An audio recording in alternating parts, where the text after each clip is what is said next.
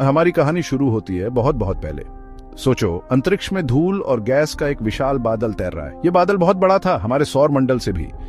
ये छोटे छोटे पत्थर, बर्फ और गैस के कणों से बना था। ये छोटे कण घूम रहे थे, एक दूसरे से टकरा रहे थे। वे अंतरिक्ष में घूम रहे थे और नाच रहे थे। जैसे जैसे ये हिलते थे, कुछ कमाल का होने लगा। गुरुत्वाकर्षण, वो बल जो चीजों को नीचे गिराता है, इन कणों को एक साथ खींचने लगा। जितना ज्यादा ये इकट्ठा होते गए, उतना ही उनका गुरुत्वाकर्षण मजबूत होता गया। बादल सिकुड़ने लगा और घूमने लगा। जैसे जैसे बादल तेजी से घूमता गया, यह पैनकेक की तरह छपटा होता गया। इस घूमते हुए डिस्क के केंद्र में धूल और गैस का सबसे बड़ा झुंड हमारा सूर्य बन गया। बाकी धूल और गैस सूर्य के चारों ओर घूमते रहे। लाखों वर्षों में ये कण एक दूसरे से टकराते रहे और आपस में चिपकते रहे। उन्होंने बड़े बड़े झुंड बनाए। ये झुंड ग्रह बन गए, जिनमें हमारी पृथ्वी भी शामिल है। शुरुआत में पृथ्वी सिर्फ गर्म पिघले हुए चट्टान का एक गोला थी। इस पर लगातार क्षुद्र ग्रह और धूमकेतु गिरते रहते थे। शुरुआती पृथ्वी एक हिंसक और गर्म जगह थी। एस्ट्रॉइड्सों और कमेट्सों के टकराव से बहुत गर्मी पैदा हुई। पृथ्वी के अंदर का दबाव भी बढ़ गया, जिससे यह और भी गर्म हो गई। इस गर्मी ने पृथ्वी की सतह की चट्टानों को पिघला दिया। यह ग्रह लावा की एक विशाल गेंद की तरह था। न कोई महासागर थे, न कोई कॉन्टिनेंट्स, बस चट्टानों का एक पिघला हुआ समुद्र। ज्वालामुखी बार बार फटते थे, लावा, गैस और राख को वातावरण में उगलते थे। यह एक कठोर और निर्दयी वातावरण था। बहुत लंबे समय के बाद पृथ्वी ठंडी होने लगी। एस्टेरॉइड्सों और कॉमेट्सों की बमबारी धीमी हो गई। ग्रह ने अपनी कुछ गर्मी अंतरिक्ष में खोना शुरू कर दी। जैसे जैसे पृथ्वी ठंडी हुई, सतह पर पिघली हुई चट्टान जमने लगी। इसने हमारे ग्रह पर पहली ठोस परत बनाई। पृथ्वी अभी भी बहुत गर्म थी, लेकिन यह एक शुरुआत थी। शुरुआती वातावरण आज हम जो सांस लेते हैं, उससे बहुत अलग था।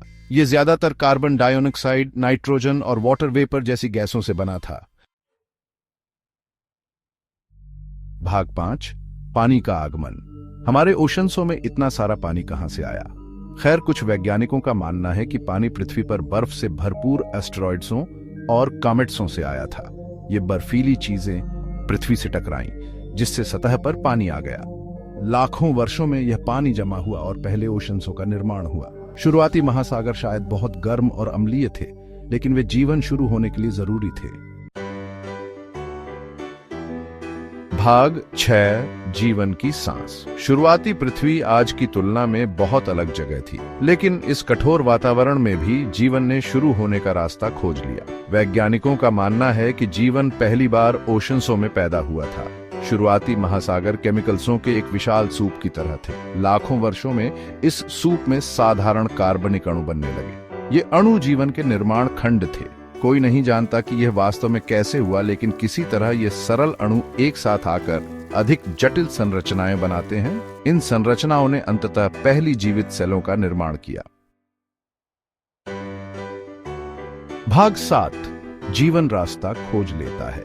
पृथ्वी पर पहली जीवन रूप बहुत सरल, एकल कोशिका वाले जीव थे। वे शायद आज हमें मिलने वाले बैक्टीरिया जैसे ही थे। ये शुरुआती जीव अपने वातावरण में मौजूद केमिकल्सों से ऊर्जा प्राप्त करने में सक्षम थे। वे अपनी आनुवंशिक जानकारी को अपनी संतानों तक पहुंचाने में भी सक्षम थे, यानी प्रजनन कर सकते थे। पृथ्वी पर जीवन शुरू हो गया था। यह एक साधारण शुरुआत थी, लेकिन यह वास्तव में कुछ आश्चर्यजनक की शुरुआत थी। भाग 8, सरल से जटिल तक। अरबों वर्षों में पृथ्वी पर जीवन विकसित और विविधतापूर्ण हुआ। सरल एकल कोशिका वाले जीवों ने अधिक जटिल बहुकोशिकीय जीवन रूपों को जन्म दिया। पौधे विकसित हुए और प्रकाश संश्लेषण के माध्यम से ऑक्सीजन का उत्पादन करने लगे। जानवर विकसित हुए और ऑक्सीजन में सांस लेने लगे। पृथ्वी का वातावरण धीरे धीरे उस हवा में बदल गया जिसमें हम आज सांस लेते हैं। सबसे छोटे बैक्टीरिया से लेकर सबसे बड़ी व्हेल तक पृथ्वी पर सभी जीवन आपस में जुड़ा हुआ है।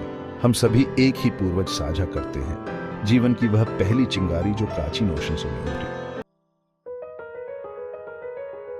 भाग 9, हमारी अनमोल पृथ्वी। पृथ्वी एक बहुत ही खास जगह है। यह एकमात्र ऐसा ग्रह है जिसके बारे में हम जानते हैं कि यह जीवन का समर्थन कर सकता है। हमारे ग्रह में जीवन के फलने फूलने के लिए आदर्श परिस्थितियां हैं। तरल पानी, एक उपयुक्त वातावरण और एक स्थिर तापमान। हमें अपने अनमोल ग्रह और उस पर मौजूद सभी जीवन की रक्षा करनी चाहिए। हमें पृथ्वी के अच्छे प्रबंधक होने चाहिए ताकि आने वाली पीढ़ियां जीवन के अजूबों को देखकर अचंभित होती रहें।